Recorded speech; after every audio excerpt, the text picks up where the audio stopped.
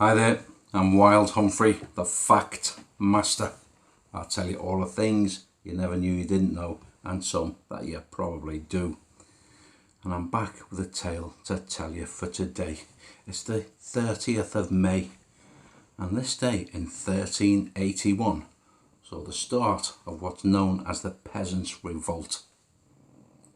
Now, the Peasants Revolt started because the people of the country were sick to death of paying taxes to feed the king, the royals and everyone else while they were starving, and they couldn't seem to do anything about it, so they got right, so they formed a mass mob which descended on London, and it was led by a guy named Wat Tyler. Now, they had one aim in mind, and that was to get into London and break into the Tower of London itself. Well, the king at this time was only a teenager. His name was Richard II. He was the son of Edward the Black Prince and grandson of King Edward III. And Richard had never faced anything like this at all. But he thought to himself, well, they're never going to get into London, and they've got no chance of getting into the tower. It's just not going to happen. My men will stop them.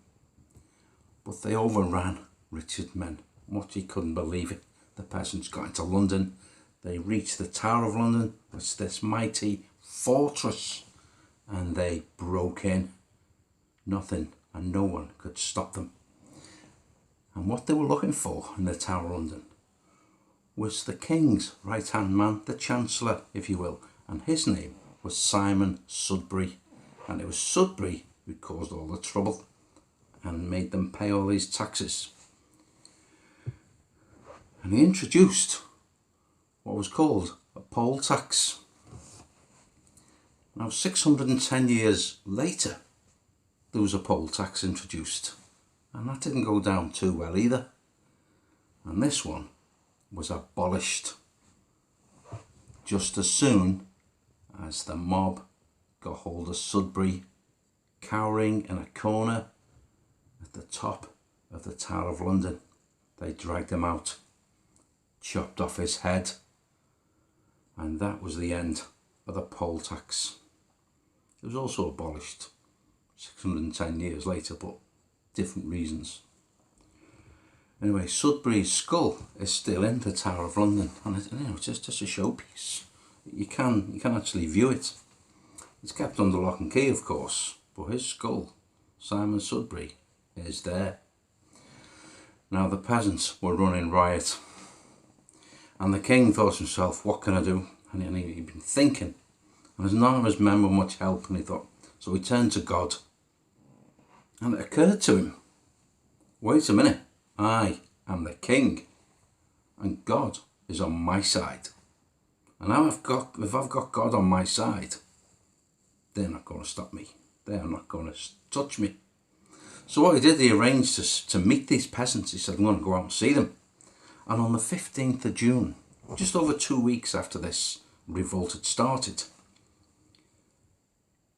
the king rode out on his horse and met all these peasants with their leader, Wat Tyler. And while they were having a discussion, there was a bit of a scuffle started. And one of the king's men murdered Wat Tyler, put an axe through his head, and that was the end of Tyler. And it was also the end of the Peasants' Revolt, because the king faced them all down then. They had no leader. What could they do? Just listen to their king, who said he would agree to their demands and he would help them. So they all went home thinking, great. The king was having none of that. He sent his men after all of them, and every one of them was executed. Villains ye are, and villains ye shall remain, said the king. He knew he was right because God was on his side. Now, after this teenage king thought, I can do what I want. And he started to get a bit carried away with his power. He was upsetting quite a few people, and there's one guy in particular named Henry whose land he took off him, and Henry was keeping an eye on the king and I'm going to get you for this. The king made a big mistake. He went to Ireland. He went there to fight, and when he came back, Henry had an army waiting for him, and the king feared for his life. He knew there was nowhere to go, nowhere to turn, and he could not take on this army, God or no God. So what he did, he abdicated the throne. And he abdicated on the 30th of September 1399. Only one king had ever abdicated before him, and that was Edward II. This made Henry the new king, Henry IV. He was the one now with all the power. He was the one that people looked to. But we thought, what can I do with Richard? He's still got followers. He's still going to be trouble to me. I can't. I know.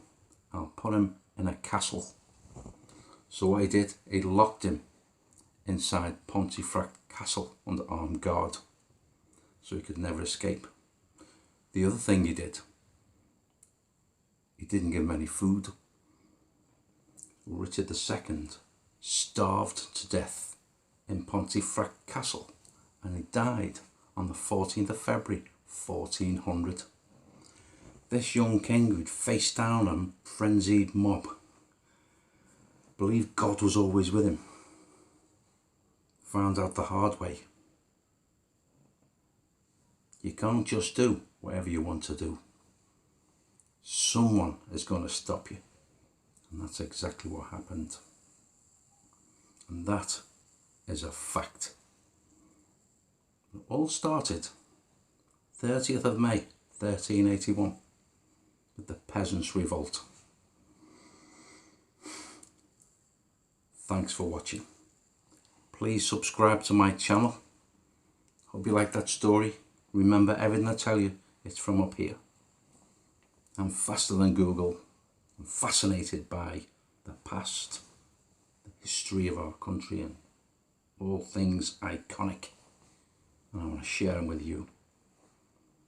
Take it easy. I'll be back soon. That's a fact.